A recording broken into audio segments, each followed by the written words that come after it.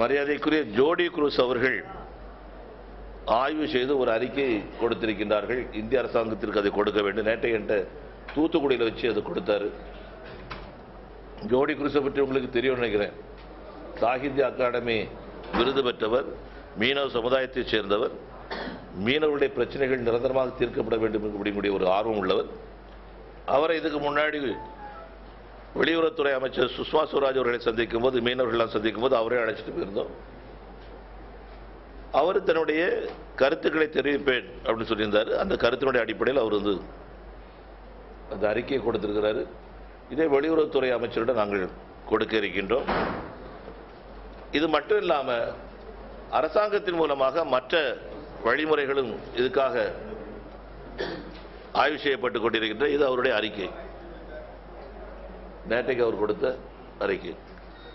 அரசாங்கம் மிகவும் ஆர்வமாக இருந்துகிட்டு இருக்குது. நிச்சயமாக நிரந்தரமான தீர்வு கொண்டு வர முடியும்.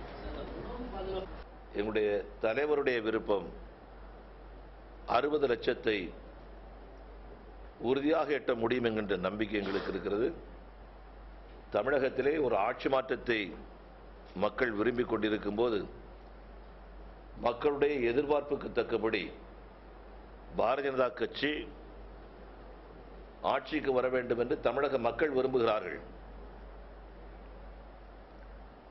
பிரதமர் நரேந்திர மோடி அவர்கள் ஆட்சி பொறுப்பை ஏற்ற பின்பாக நடைபெற்ற அத்தனை சட்டமன்ற தேர்தல்களிலும் பாரதிய ஜனதா கட்சி வெற்றி பெற்று ஆட்சி அமைத்திருக்கின்றது.